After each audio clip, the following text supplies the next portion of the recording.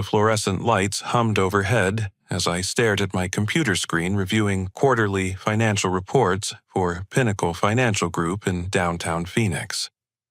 My phone buzzed with Dad's number flashing across the display. I answered casually, expecting our usual brief conversation about weekend plans or Mom's garden updates. Instead, his voice carried an unnaturally cheerful tone that immediately set me on edge. "Richard, son, we need to tell you something important. Your mother and I used 95% of your savings account to purchase Jessica and Brandon's new house in Scottsdale." The words hit me like physical blows, each syllable crushing my chest. Time seemed to freeze as Dad's words echoed in my mind. 95% of my savings. The account I'd spent 12 grueling years building from absolutely nothing. I could hear Mom's voice chiming in through the speakerphone, her tone disgustingly sweet and self-righteous. "Jessica really deserves this help, honey. She's starting a family and you know how important that is. You've always been so good with money and you're still single, so you don't really need all those funds sitting around doing nothing." My throat constricted as the reality crashed over me. $247,000. Gone. Vanished. Stolen by the very people who taught me the importance of saving and hard work. I'd started at Pinnacle Financial with a measly salary of $32,000, living on ramen noodles, and sharing cramped apartments with 3 roommates. Every overtime hour, every skipped vacation, every careful budget calculation had been building toward financial security. Now my current salary of $98,000 felt meaningless against this devastating loss. The memory of 6 months ago flooded back with sickening clarity. The drunk driver who slammed into my Honda Civic at 50 miles per hour, sending me spinning across 3 lanes of traffic on Interstate 10. 3 weeks in the hospital with internal bleeding, broken ribs, and a concussion that left me barely able to think straight. Mom and Dad had visited daily, bringing homemade soup and concerned expressions. When the doctors explained I'd need someone to handle my finances during recovery, I'd trusted them without hesitation. Just pay my bills and handle the insurance claims. I'd told Dad, signing the limited power of attorney papers while hooked to IV tubes and heart monitors. Everything's automated anyway. The account has enough to cover 6 months of expenses. What a naive fool I'd been. When did this happen? I managed to whisper, my voice barely audible over the office noise around me. Dad's pause stretched uncomfortably long. "Well, the paperwork was finalized on Tuesday. We wanted to make sure everything went smoothly before telling you. The cashier's check was processed for $234,650. Tuesday, 3 days ago. They'd waited until Friday afternoon to inform me, ensuring the transaction was completely irreversible. The calculation was cold and methodical. These weren't impulsive grandparents helping their daughter. This was premeditated theft, orchestrated with precision timing. My hands trembled as I opened my laptop's banking app, praying this was some elaborate joke. The account balance stared back at me, $12,347.23. The rest had vanished into my sister's real estate dreams. "Richard, are you still there?" Mom's voice carried a hint of impatience, as if I was being unreasonable for not immediately celebrating their generosity. "How could you do this to me?" The question escaped as a broken whisper. "Oh, sweetheart, don't be dramatic. Family helps family. Jessica needs stability for her children, and you've always been the responsible one. You'll rebuild that account in no time with your fancy job and all.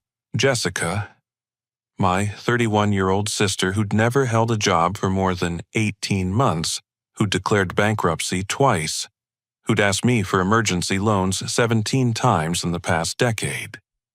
The same sister who'd recently been posting Facebook photos of expensive restaurants and designer handbags while claiming she couldn't afford basic necessities. I remembered her mentioning a specific house in Scottsdale last month during our awkward family dinner.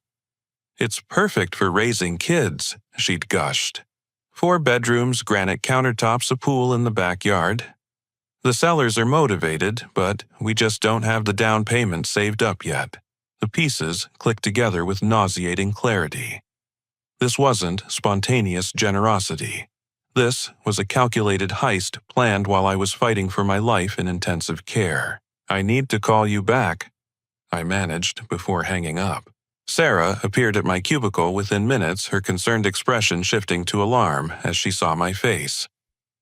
My girlfriend of 2 years had an uncanny ability to read my emotions, probably developed during her work as a paralegal at Henderson and Associates. "What happened? You look like you've seen a ghost." I explained everything in halting sentences, watching her dark eyes widen with disbelief and then narrow with anger. Sarah's background in legal documentation meant she immediately grasped the severity of the situation. "This is theft, Richard. Plain and simple. Power of attorney doesn't give them permission to steal your life savings for someone else's benefit. We need to call Thomas immediately." Thomas McKenna, my lawyer and Sarah's boss, had handled my car accident case with ruthless efficiency. If anyone could navigate this nightmare, he could. I dialed my parents again, my voice steady despite the rage building inside my chest. Dad answered on the first ring, probably expecting gratitude. "I want every penny returned to my account by Monday morning." "Richard, that's not possible. The money's already been used for the down payment and closing costs. The house is in Jessica's name now. We thought you'd be happy to help your sister achieve the American dream. You stole from me. We helped family. There's a difference. Jessica has 2 children to think about, and you're just thinking about yourself like always." The line went dead, leaving me staring at my phone in the middle of a busy office surrounded by colleagues who had no idea my world had just collapsed completely. The drive to my parents' house in Tempe felt like traveling through a fever dream. Sarah gripped the passenger seat handle as I navigated Friday afternoon traffic, her legal mind already formulating strategies and precedents. The familiar neighborhood where I'd grown up now seemed foreign and hostile, lined with modest ranch homes and dying palm trees. Dad's gray Ford pickup sat in the driveway alongside Jessica's white SUV and Brandon's lifted Toyota Tacoma. Through the living room window, I could see silhouettes moving around animated conversation, accompanied by what sounded like celebration. Sarah squeezed my shoulder as we approached the front door. "Remember, stay calm. Let them talk. Everything they say could be used in court." The door swung open before I could knock, revealing Jessica's triumphant grin and a champagne flute in her manicured hand. Her blonde hair was styled in perfect waves, and she wore a new dress I'd never seen before. Designer expensive, completely inappropriate for someone who'd claimed financial desperation just weeks ago. Well, if it isn't my formerly rich brother," she announced loudly, stepping aside with exaggerated courtesy. "Come in and celebrate our new home purchase." The living room buzzed with excited energy. Mom sat on the couch scrolling through the real estate photos on her tablet, pointing out granite countertops and stainless steel appliances. Dad stood by the mantel holding a beer, his expression uncomfortable but defiant. Brandon lounged in the recliner, scrolling through his phone with a smirk plastered across his face. "Richard." Mom jumped up, attempting to hug me while I stood rigid. "Isn't this exciting? Jessica found the most beautiful house, and we were able to help make it happen. You should be proud to contribute to your sister's future. Contribute." The word came out sharper than I'd intended. I never agreed to contribute anything. Jessica laughed a sound like breaking glass. "Oh, poor little Richard. Did Mom and Dad not ask your permission first? How terrible for you." She took another sip of champagne, her eyes sparkling with malicious glee. "You worked so hard for what's sitting alone in your boring condo counting your money like some sad miser. Well, guess what? You don't have a single penny left. All those years of being the perfect son, and now you're broke just like everyone else." Brandon chuckled from his chair, not bothering to look up from his phone. Maybe now you'll understand what it's like to struggle like normal people do every day. Must be nice coming down from your high horse. I stared at my sister, searching for any trace of remorse or acknowledgement of wrongdoing. Instead, I found only satisfaction and cruelty.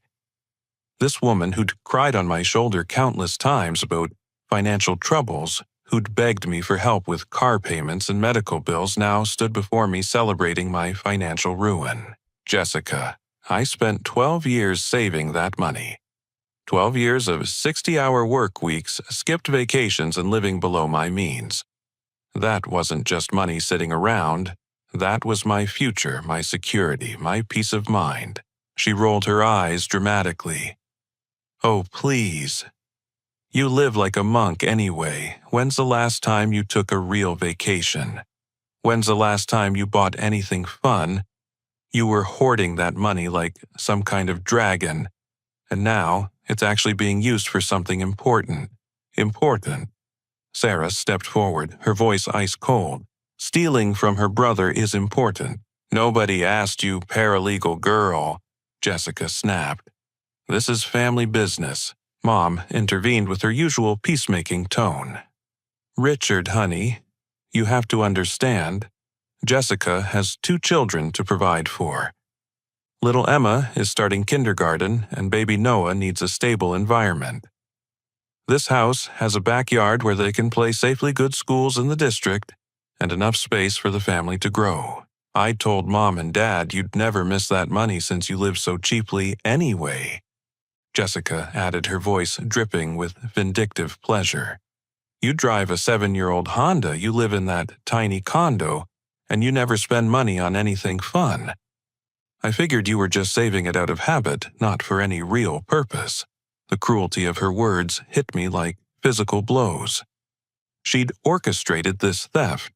She'd specifically requested that they target my savings calculatingly, dismissing my hard work and sacrifice as meaningless hoarding. And the best part, Jessica continued pulling out her iPhone with a wicked grin, is that I'm recording your pathetic reaction right now.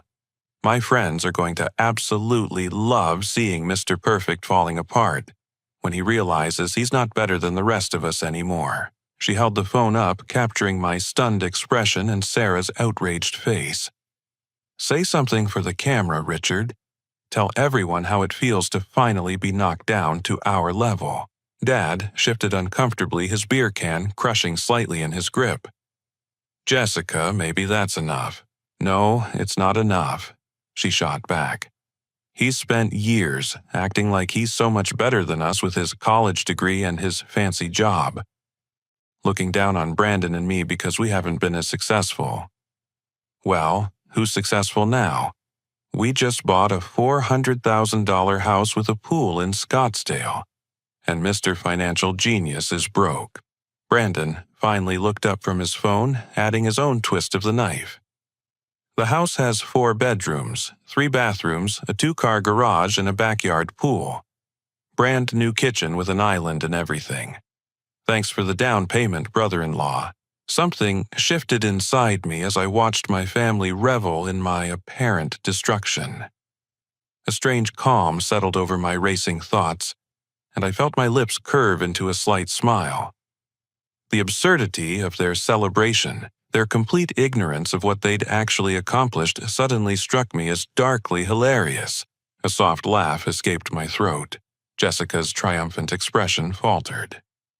What's so funny? You should be crying right now, not laughing. I shook my head slowly, the laughter building despite myself. You really have no idea what you've done, do you? We know exactly what we did, Mom said defensively. We helped Jessica secure a beautiful home for her family. No, I said, my voice steady and strangely cheerful. You really truly have no idea. The laughter died in my throat as the full weight of the situation crashed over me like a tsunami. My knees buckled and I sank to the living room floor, my head dropping into my hands, as a devastating realization seemed to consume me completely. The beige carpet felt rough against my palms, as I struggled to process what appeared to be the total annihilation of everything I'd worked toward. "I'm ruined," I whispered, my voice cracking with what sounded like genuine despair. Completely and utterly ruined. The celebration in the room ground to an uncomfortable halt.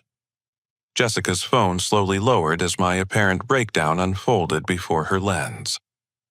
Mom set down her champagne flute, her triumphant expression shifting to concern as she watched her son seemingly crumble.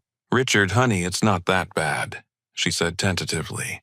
"You're young, you have a good job, you can rebuild." Rebuild. I looked up at her with what appeared to be hollow eyes. "Mom, you don't understand. I'll have to sell my condo, my car, everything I own just to survive the next few months. My credit cards are already maxed out from the medical bills insurance didn't cover. I was depending on that savings account to get me through this financial crisis." Sarah sat beside me on the carpet, her arm around my shoulders in what looked like genuine comfort.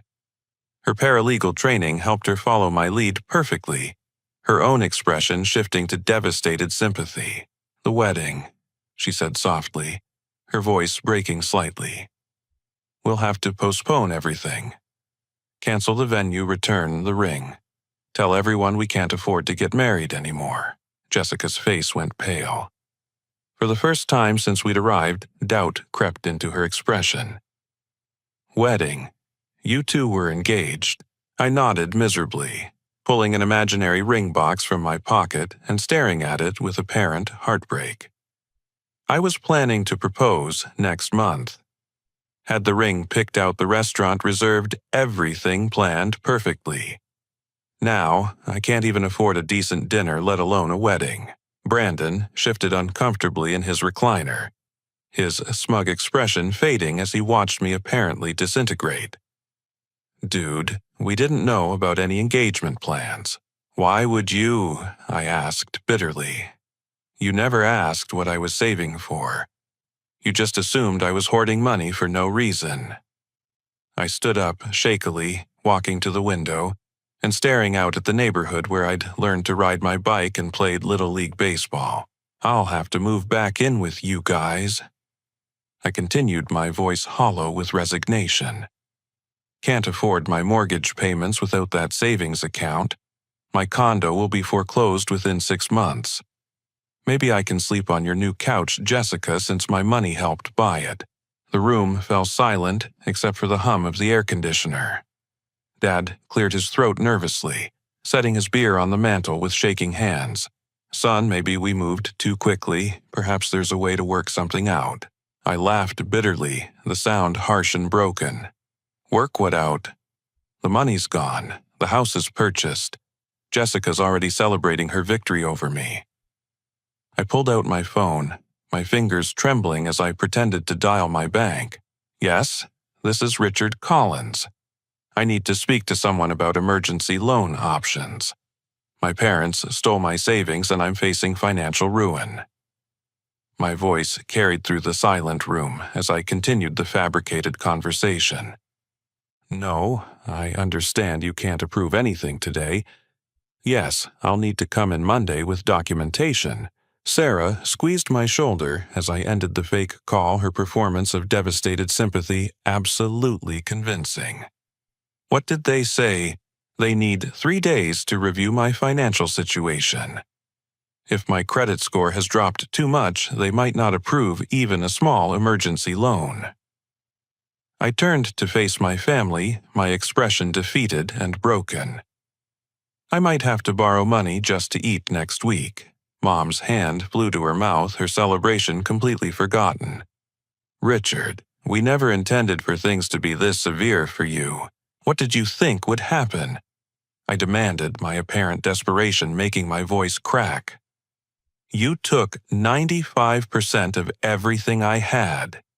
Did you imagine I was secretly rich, that I had hidden accounts somewhere?" I began pacing the living room, running my hands through my hair in obvious distress. Jessica set down her champagne glass, her earlier mockery replaced by growing unease. "But you make good money at your job. Your salary should cover your basic expenses." My salary was designed to supplement my savings, not replace them. I explained, my voice taking on the edge of panic. I've been making extra mortgage payments to build equity. My car loan has 18 months remaining. I pay for my own health insurance, life insurance, and I've been contributing the maximum to my retirement account. Without that savings buffer, I'm living paycheck to paycheck like everyone else. The truth of my financial literacy seemed to make the theft even more devastating. These weren't the rantings of someone who'd been careless with money. I was a financial professional who'd built a carefully balanced budget, now completely destroyed by their betrayal. I'll have to call my boss Monday morning. I continued, apparently spiraling deeper into despair.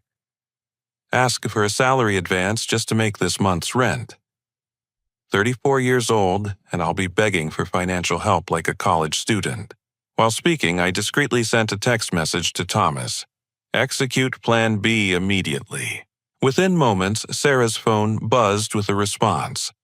She read the message quickly, showing me the screen. Documentation ready, authorities notified. Perfect timing. I pretended to dial another number, my hands visibly shaking as I held the phone to my ear. Hello, Mr. Morrison. This is Richard Collins. I know it's Friday evening, but I'm facing a family emergency that might affect my work performance next week. I paused, listening to dial tone while crafting my performance. My parents accessed my savings account without authorization and withdrew almost everything. I might need to take a second job or work overtime just to stay financially afloat. I wanted to give you advance notice in case this impacts my responsibilities at Pinnacle Financial. Jessica stood abruptly, her designer dress suddenly seeming inappropriate for the gravity of the situation. Richard, stop. This is getting too serious. Too serious. I ended my fake call and stared at her with what appeared to be broken disbelief. Jessica, you celebrated destroying my financial security. You recorded my reaction to share with your friends for entertainment. You mocked 12 years of hard work and sacrifice, and now it's too serious. Brandon cleared his throat nervously. Maybe we should figure out a payment plan or something. Work out a way to pay you back over time. Pay me back with what I asked desperately. You just bought a house you couldn't afford without stealing my money. Your mortgage payments are probably more than your combined income. Where exactly will the repayment funds come from? The family exchanged uncomfortable glances as the long-term consequences of their actions began to sink in. They'd been so focused on acquiring the house that they'd never considered the ethical implications or practical aftermath. I trusted you, I said quietly, my voice barely audible. After my accident, when I was vulnerable and scared, I trusted you to protect my interests. Instead, you used my vulnerability to rob me blind. I walked slowly toward the front door, Sarah following close behind. As I reached for the handle, I turned back to face my family one final time. I guess I should thank you, I said with bitter resignation. You've taught me exactly who my real family is, and it's not any of you. I paused at the doorway, my hand resting on the brass handle, as a strange transformation began to wash over me. The defeated posture gradually straightened, and the broken desperation in my voice slowly shifted to something colder and more calculating.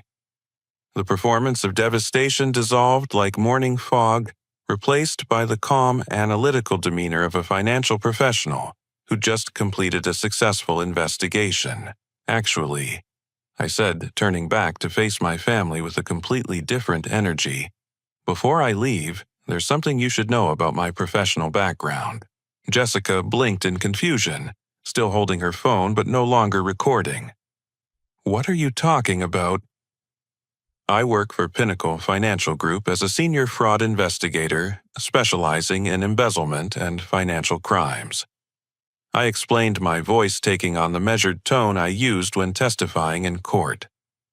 For the past 16 months, I've been the lead analyst on 43 cases involving family financial manipulation, elder abuse, and power of attorney violations. Dad's beer can slipped from his fingers, clattering to the hardwood floor and spilling foam across Mom's carefully maintained living room. Richard. What does that have to do with anything? It means I'm exceptionally skilled at detecting when family members are planning to steal from each other. I continued walking back into the center of the room with newfound confidence. And for the past 4 months, I've suspected you were planning something exactly like this. The color drained from Jessica's face as she processed my words. You suspected? What do you mean, you suspected? I pulled out my phone, opening the banking app with deliberate precision. The account you accessed contained $12,300, not $247,000. You stole $12,000 from a carefully constructed honeypot account designed specifically to catch you in the act. The silence that followed was deafening. Mom's hand flew to her chest, as if she was having trouble breathing. Brandon slowly sat up in his recliner, his casual smugness evaporating completely. That's impossible, Jessica stammered. I saw the bank statements. The balance was over $200,000. Fabricated, I replied calmly, showing them the real account balance on my phone. Created specifically to test how far you were willing to go when you thought I was vulnerable. The bank statements you saw were professionally doctored documents designed to look authentic. Sarah stepped forward, her paralegal mask finally dropping to reveal someone who'd been in on the plan from the beginning. I helped create those fake statements using software from our law firm. Richard wanted to see if his family would actually steal from him during a medical crisis. The family stared at us in growing horror as the true scope of the deception became clear. They'd been manipulated by someone who understood financial fraud better than they could imagine. You set us up, Dad whispered, his face ashen. You deliberately tricked us. I documented your criminal behavior, I corrected. There's a significant difference.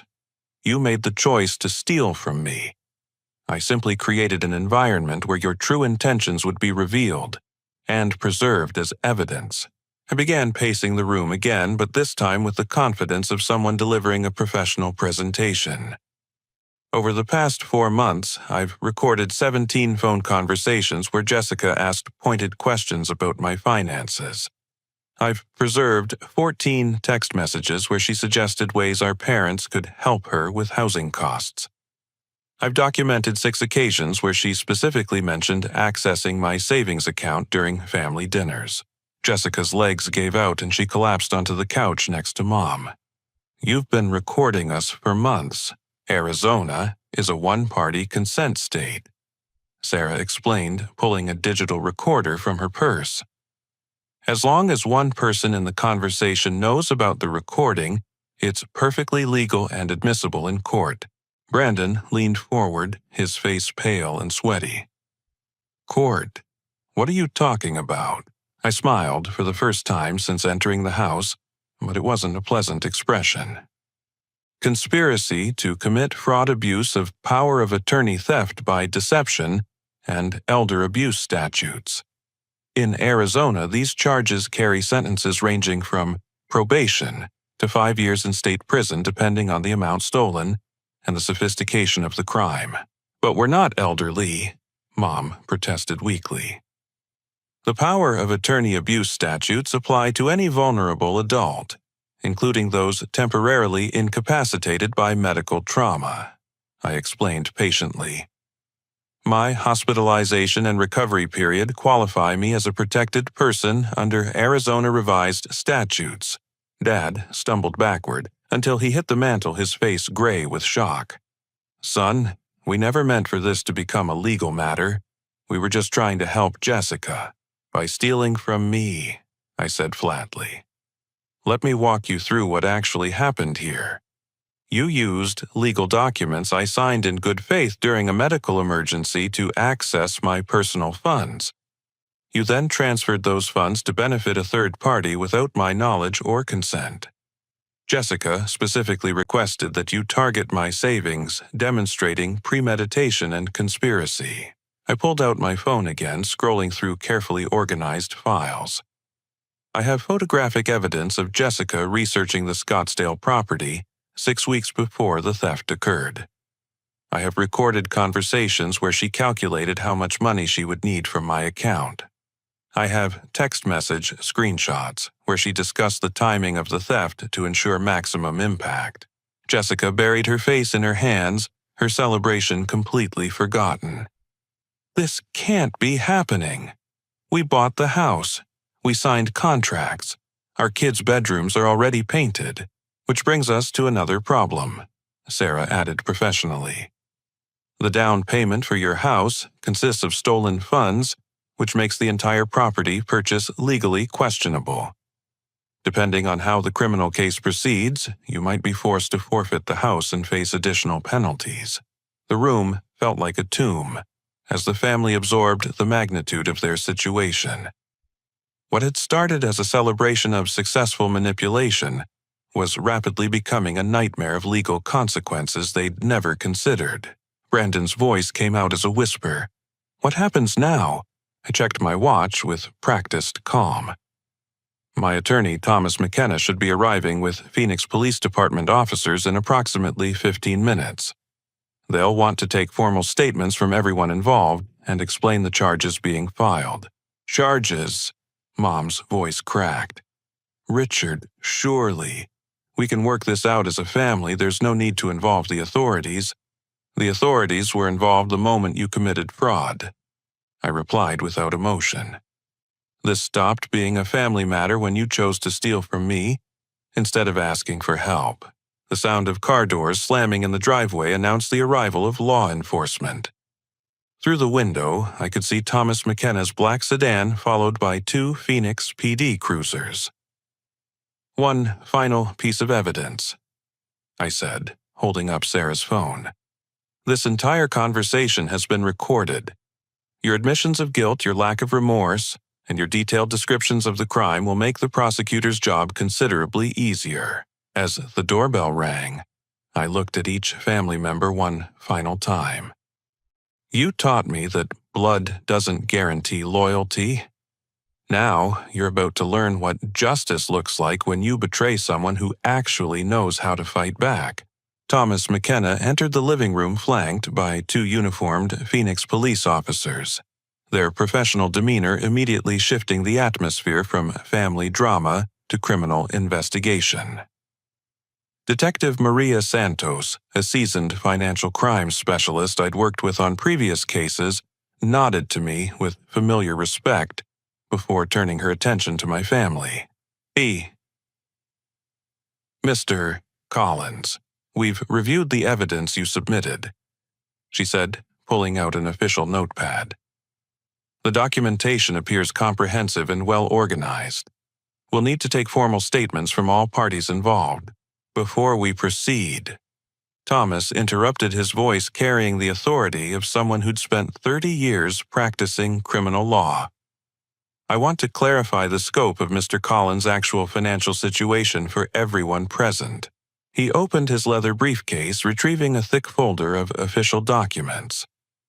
"Richard's net worth is currently $823,000, distributed across multiple investment accounts, retirement funds, real estate holdings, and cryptocurrency portfolios."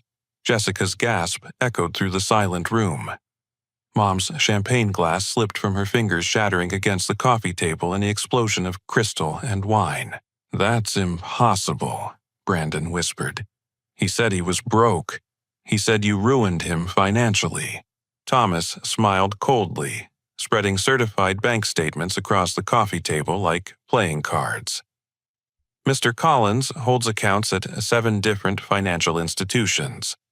His primary investment portfolio with Merrill Lynch contains $294,000. His retirement accounts with Fidelity and Vanguard total $167,000. His cryptocurrency holdings, primarily Bitcoin and Ethereum, are valued at approximately $112,000 as of this morning.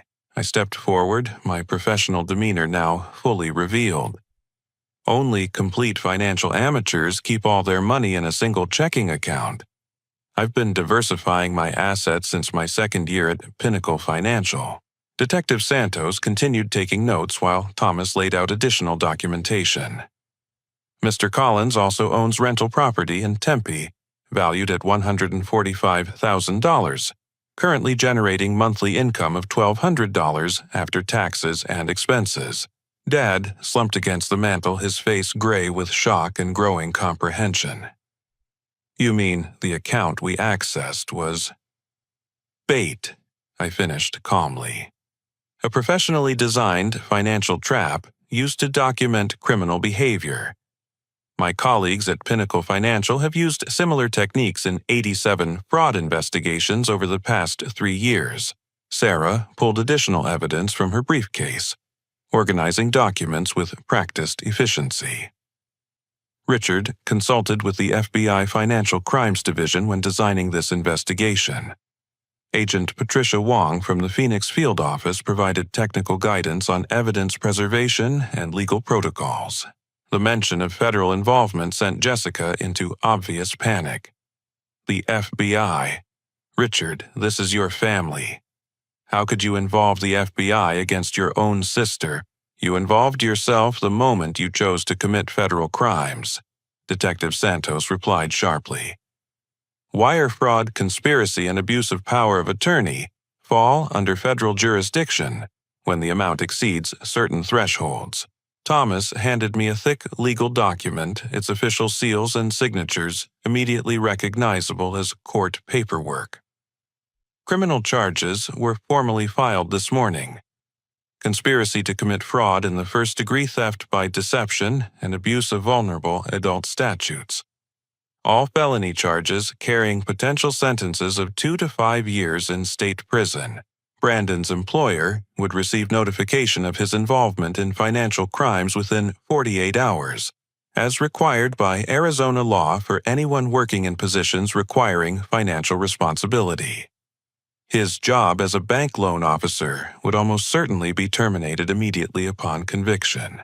The civil lawsuit is separate, I added, accepting another document from Thomas. $50,000 in damages for emotional distress, breach of fiduciary duty, and intentional infliction of emotional harm. These charges will proceed regardless of the criminal case outcome. Jessica's new house purchase faced immediate legal challenge. The down payment, consisting of stolen funds, made the entire transaction potentially fraudulent, requiring court review and possible property forfeiture. We've already contacted the real estate company and title agency. Sarah explained her paralegal expertise evident in every carefully chosen word. They're cooperating fully with the investigation. Your mortgage approval was based on fraudulent down payment documentation which violates federal banking regulations. Mom began crying softly, her celebration completely forgotten as the legal reality crashed over her. Richard, we're your parents. Surely you don't want to see us go to prison. You didn't want to see me financially destroyed, I replied without emotion. Everyone makes choices. These are the consequences of yours. Detective Santos closed her notepad, having gathered enough preliminary information to proceed. We'll need everyone to come to the station for formal interviews. The district attorney's office is treating this as a high-priority case due to the sophistication of the crime and quality of evidence. Thomas gathered his documents efficiently, his satisfaction evident in every movement. Richard's professional reputation in financial crimes investigation gives this case significant credibility. Judges and prosecutors tend to take fraud seriously when it's documented by someone with his credentials. The Phoenix Police Department's Financial Crimes Unit had dealt with family theft cases for decades, but rarely with evidence this comprehensive or professionally assembled. My background in fraud investigation meant every piece of evidence was collected and preserved according to the highest legal standards. One more thing.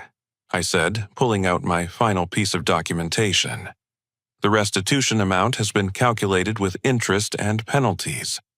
$12,000 in principal plus statutory interest, legal fees, court costs, and civil damages. Total repayment obligation $47,600. Jessica's face went ashen as she processed the mathematics. $47,000. We don't have $47,000. We just bought a house. Arizona law allows wage garnishment asset seizure and forced property sales to satisfy court-ordered restitution, Detective Santos explained matter-of-factly. The state will recover these funds one way or another. As the officers prepared to escort my family to the police station for formal processing, I felt a profound sense of professional satisfaction. Justice wasn't emotional revenge. It was systematic, methodical, and absolutely thorough. You know what the beautiful irony is, I said, as handcuffs clicked around Dad's wrists. If you'd simply asked me for help with Jessica's down payment, I probably would have given her $10,000 as a gift. Instead, your greed and deception have cost you everything. The house fell silent, except for the sound of police radios and official procedures. My family's attempt to steal my security had instead revealed their complete lack of character while documenting their criminal behavior with courtroom precision. Professional fraud investigation wasn't just my career. It had become my protection against the people who should have protected me. The Maricopa County Superior Court moved with unusual speed thanks to the overwhelming evidence Thomas had assembled. Within 10 days of the arrests, my family faced formal arraignment hearings that would determine their immediate legal fate. I sat in the gallery wearing my best suit, watching the people who'd raised me shuffle into the defendant's table wearing orange jumpsuits in defeat. Judge Patricia Morrison, known throughout Phoenix legal circles for her no-nonsense approach to financial crimes, reviewed the case file with obvious interest. Her 23 years on the bench had exposed her to countless family betrayal cases, but rarely with evidence this professionally documented. Mr. and Mrs. Collins. She addressed my parents with stern disapproval. The court has reviewed the evidence submitted by the prosecution. The recordings, financial documentation, and testimony from your son paint a picture of calculated deception and abuse of trust that frankly disgusts this court. Dad's attorney, an overworked public defender named Robert Chen, attempted to argue for leniency based on their clean criminal records and advanced age. Judge Morrison's expression remained unmoved as she listened to his plea for probation. Your Honor, my clients are first-time offenders who made a serious error in judgment during a family crisis. They deeply regret their actions and are prepared to make full restitution.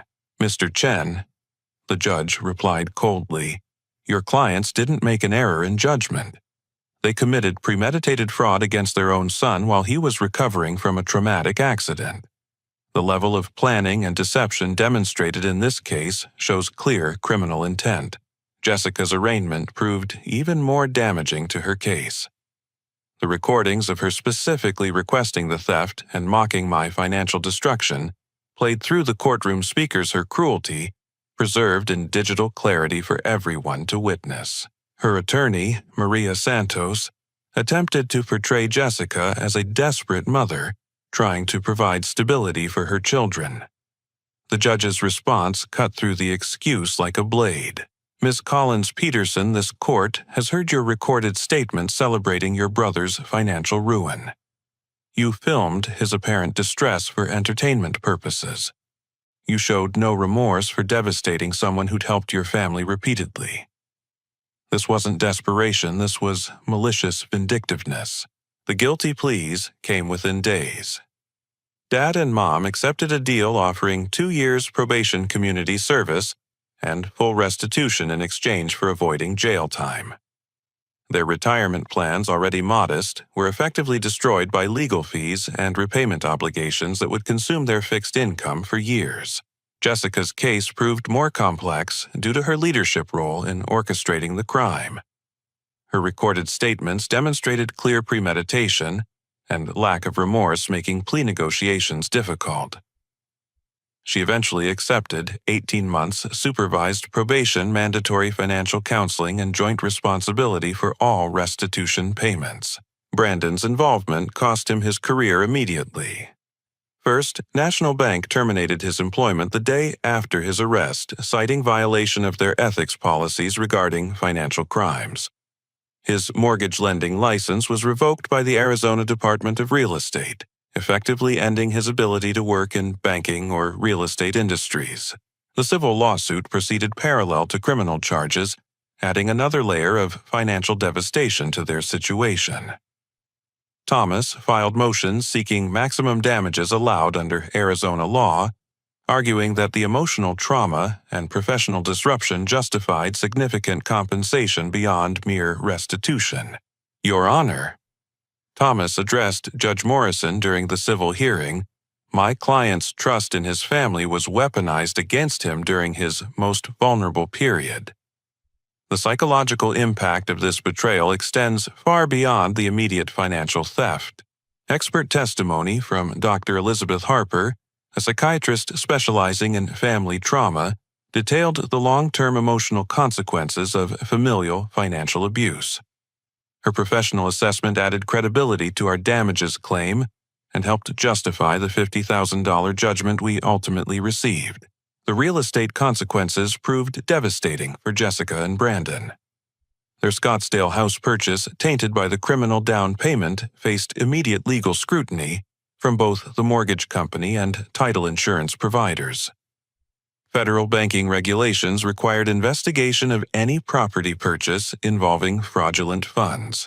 Wells Fargo, their mortgage provider, initiated foreclosure proceedings within 60 days of the criminal conviction.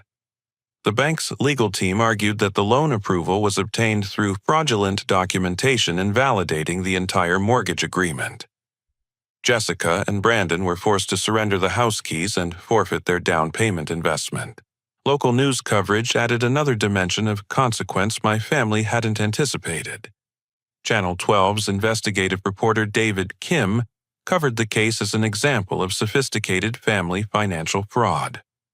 The story aired during primetime news featuring courthouse footage of my family in handcuffs and details of their elaborate theft scheme. This case demonstrates how family members can exploit trust and medical vulnerability to commit serious financial crimes, Kim reported while standing outside the courthouse. The victim's professional expertise in fraud investigation helped build an airtight case that prosecutors called exemplary. My colleagues at Pinnacle Financial viewed the case as a career-defining success that enhanced my reputation throughout Arizona's financial crimes community. District Attorney Sarah Williams personally commended my evidence-gathering techniques during a professional conference on white-collar crime prevention. Richard Collins turned personal victimization into a masterclass in fraud investigation, Williams told the assembled prosecutors and investigators. His methodology should be studied by everyone working financial crimes cases involving family perpetrators. The professional recognition led to immediate career advancement. Pinnacle Financial promoted me to Senior Fraud Investigation Manager with oversight of the entire Phoenix metropolitan area. My salary increased to $135,000 annually, with performance bonuses that could add another $20,000 based on successful case resolutions. Speaking engagements at financial conferences throughout the Southwest became a regular source of additional income and professional development. My presentation on family financial fraud prevention was requested by the Arizona Bankers Association, the Phoenix Chamber of Commerce, and the National Association of Certified Fraud Examiners. Family members often have the greatest access to exploit their victims. I explained to audiences of banking professionals and law enforcement officers. The key to prevention is documentation, professional guidance, and willingness to treat family crimes with the same seriousness as stranger fraud. 6 months after the arrests, my family's financial destruction was complete and permanent. Dad's part-time consulting income was garnished to pay restitution. Mom's Social Security benefits were partially seized by court order. Jessica worked 2 minimum-wage jobs while living in a cramped apartment, her dreams of suburban prosperity permanently shattered. Brandon's unemployment stretched beyond a year as background checks repeatedly revealed his financial crimes conviction. The banking and real estate industries maintained strict blacklists that effectively banned him from any position involving monetary responsibility. Their attempts at reconciliation through intermediary family members were met with professional courtesy but absolute finality. I'd learned that forgiveness without consequences was enablement, and enablement was just another form of abuse. The courthouse steps where I'd watched my family led away in handcuffs became a symbol of justice, achieved through preparation professionalism and refusal to accept victimization. Sometimes the greatest gift your enemies give you is showing their true character before you make irreversible mistakes like trusting them with anything important.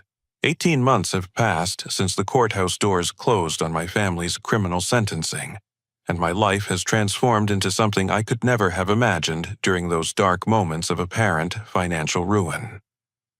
The Phoenix skyline stretches beyond my new office window at Pinnacle Financial Group, where my recent promotion to Regional Director of Fraud Investigation oversees operations across Arizona, Nevada, and New Mexico.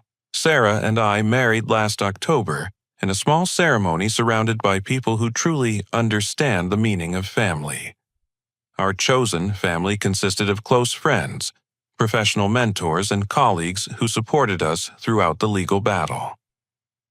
Thomas McKenna walked Sarah down the aisle, having become both lawyer and father figure during our journey toward justice. The reception featured no blood relatives from my side, a conspicuous absence that some guests questioned until they heard our story. Family isn't determined by genetics, I explained during my wedding speech. Family is determined by loyalty, respect, and genuine love. The people in this room earned their places through character, not chromosomes.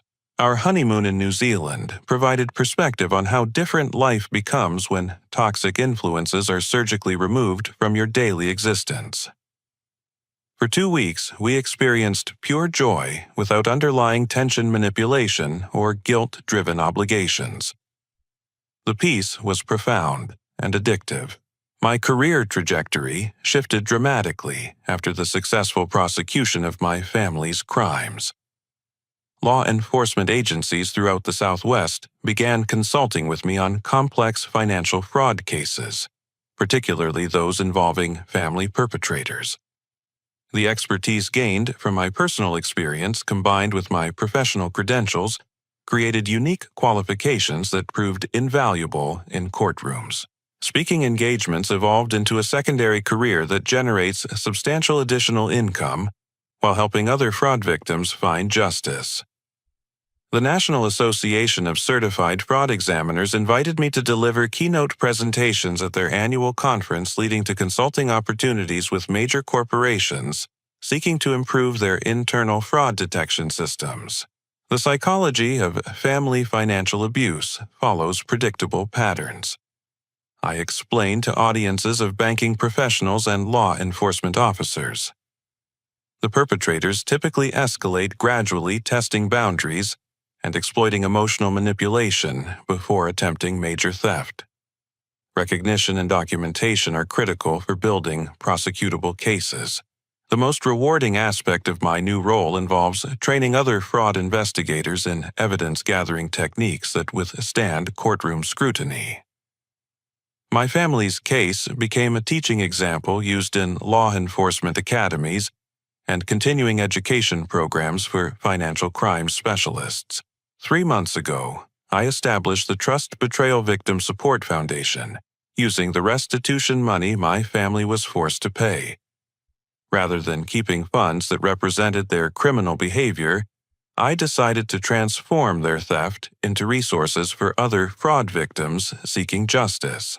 The foundation provides legal assistance, emotional counseling, and financial guidance to individuals betrayed by family members or trusted associates. Our first year helped 37 victims recover over $2 million through successful prosecutions and civil litigation. Dr. Elizabeth Harper, the psychiatrist who testified in my civil case, joined our foundation's board of directors. Her expertise in family trauma helps victims process the emotional devastation that accompanies financial betrayal. Richard's case demonstrates that healing requires both justice and personal growth. She explains to our clients. The foundation's success attracted attention from national media outlets interested in family financial abuse prevention. Last month, I appeared on Good Morning America to discuss warning signs and protection strategies for vulnerable individuals. The segment generated hundreds of emails from viewers sharing their own experiences with family theft. Trust but verify became my professional motto and personal philosophy. Healthy relationships include transparency and accountability, not blind faith and exploitation opportunities. People who genuinely care about you will respect reasonable boundaries and documentation requirements. My relationship with money also evolved significantly through this experience. While financial security remains important, I now understand that true wealth includes peace of mind, genuine relationships, and freedom from manipulation. The anxiety of wondering when my family might exploit me again has been replaced by confidence in my protective systems. Investment strategies now include emotional diversification alongside financial diversification. My closest relationships are with people who've proven their character through actions, not promises. Trust is earned gradually and can be revoked permanently when betrayed. Sarah's paralegal experience proved invaluable in establishing our foundation's legal framework and operational procedures. Her attention to detail and understanding of victim psychology complement my fraud investigation expertise, creating a partnership that extends far beyond marriage into meaningful professional collaboration. Working together to help other fraud victims gives our own experience deeper meaning. Sarah explains during foundation fundraising events. Our pain became the foundation for preventing others from suffering similar betrayal. Professional recognition continued expanding throughout the year. The Arizona State Bar Association honored me with their Outstanding Contribution to Justice Award for developing innovative fraud investigation techniques. The Phoenix Police Department requested my assistance in training their Financial Crimes Unit in family abuse detection and evidence preservation. My former family's situation serves as a cautionary tale about the long-term consequences of financial crimes. Dad's health deteriorated significantly under the stress of legal obligations and social ostracism. Mom's depression required medication and counseling, adding medical expenses to their already strained budget. Jessica's employment prospects remained severely limited by her criminal record and garnished wages. The beautiful suburban lifestyle she envisioned when planning her theft transformed into a daily struggle for basic necessities. Brandon's career never recovered, forcing them to depend on minimum wage employment and government assistance programs. Their attempts at reconciliation continue arriving through mutual acquaintances and distant relatives, usually coinciding with their financial emergencies or court-ordered payment deadlines. Each message follows similar patterns: acknowledgement of wrongdoing, followed by requests for financial assistance or loan forgiveness. My responses remain consistent and professional. I wish them well in rebuilding their lives, but reconciliation requires genuine remorse and changed behavior, not continued attempts at manipulation. Their consequences are the natural result of their choices. The peace of living without their influence cannot be overstated. Holidays become celebrations instead of emotional minefields. Financial decisions are made based on my goals and values rather than guilt and obligation. Career choices reflect my professional interests without family pressure or sabotage. During quiet moments in my new home office, I sometimes reflect on the valuable lessons learned through this painful experience. The people who truly love you will never exploit your vulnerabilities for their personal gain. Family loyalty flows both directions, not just from victim to perpetrator. Most importantly, I learned that setting boundaries and enforcing consequences isn't cruel or vindictive.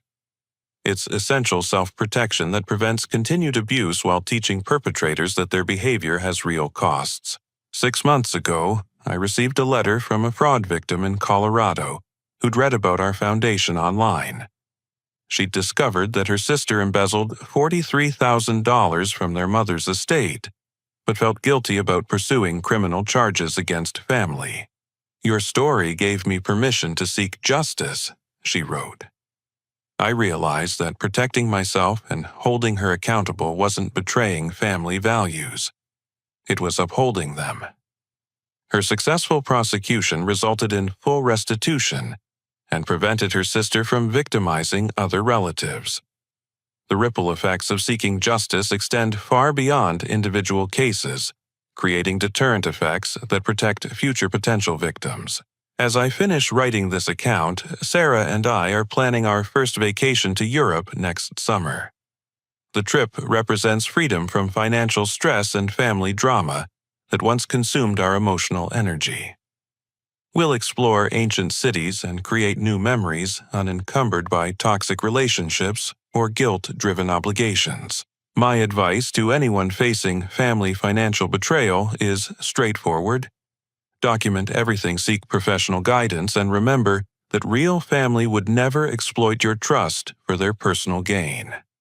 Justice isn't revenge, it's accountability. Consequences aren't cruelty, they're necessary education. The people who betray you often provide the greatest gift possible. They reveal their true character before you make bigger mistakes, like depending on them in genuine emergencies. Sometimes losing toxic family members is actually gaining freedom to build authentic relationships with people who've earned your trust. True wealth isn't just money in the bank. It's being surrounded by people who would never dream of betraying your trust, exploiting your vulnerabilities, or celebrating your pain. That kind of wealth is priceless and permanent. Have you ever experienced betrayal by someone you trusted completely? How did you find the strength to seek justice instead of just accepting the abuse? I'd love to hear your stories and learn how you rebuilt trust after such devastating experiences. If this story helped you recognize warning signs in your own relationships or gave you courage to seek help, please like this video and share it with others who might benefit from these lessons. Subscribe to our channel for more stories about overcoming family betrayal and building authentic relationships. Thank you for listening to my journey from victim to survivor to advocate. Remember that your worth isn't determined by how others treat you, but by how you choose to respond when they reveal their true character. Stay strong, seek justice, and never apologize for protecting yourself from people who would harm you.